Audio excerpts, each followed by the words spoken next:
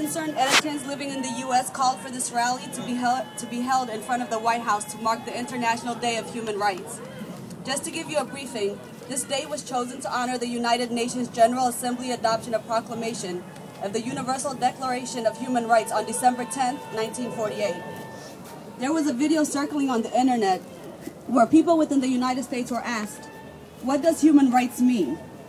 To my surprise, this seemed to be a boggling question for them to answer. As I watched black and white people, educated and otherwise, stumble around the answer, I wondered how such a simple question was so difficult for them to answer. Then it dawned on me that to assert the veil because their rights had not been violated, their rights had not been taken or tampered with, therefore it was difficult. Okay. Therefore it was difficult for them to recognize what it is. There have been wars fought and lives lost. For them, there have been wars fought and lives lost to protect the rights of humans. Human rights is not offered, it is not purchased, nor is human rights developed or passed on to the selected few. Instead, human rights is an inalienable birth given to all humans simply because you are a human being. All human rights are universal. The right to freedom, security, and standards of living. No one has the right to deprive another person from this. Unfortunately, this is not the case in many countries, so we are here today to honor human rights or lack thereof. We are here to remember the Eritrean victims of human traffickers and to commemorate the struggle of the Eritrean people for human rights and justice. We are encouraging all Eritrean civic groups and political parties to actively encourage and mobilize their members to participate in order to accelerate the momentum and change currently spearheaded by the youth movement.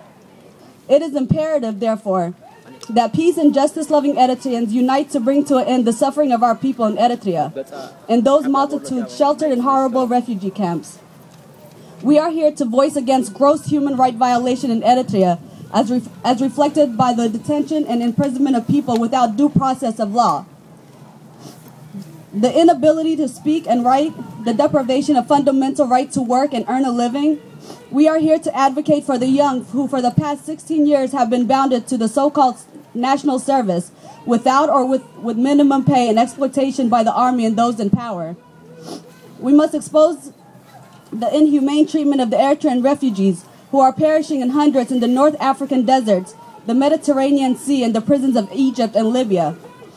The desensitized acts of human trafficking and organ harvesting in the Sinai Desert and the horrible living conditions in Italy and Malta. To protest against the deportation of Eritreans back to a country that has been equated to the North Korea of Africa, from the prisons of Egypt, Libya, and Sudan. Those of us who live in a material luxury in a democratic environment have the moral obligation to voice our concerns on behalf of our people who are muzzled to speak and terrorized to act. It is our national and human duty to help our people in the struggle for the reintroduction of rule of law in Eritrea, where freedom and the pursuit of happiness continues to be impeded by the government. Let us rise in unison to tell the undemocratic, repressive regime in one voice, enough is enough. We declare that hope is not lost and in fact will come to pass provided we join hands to challenge the seemingly invincible regime.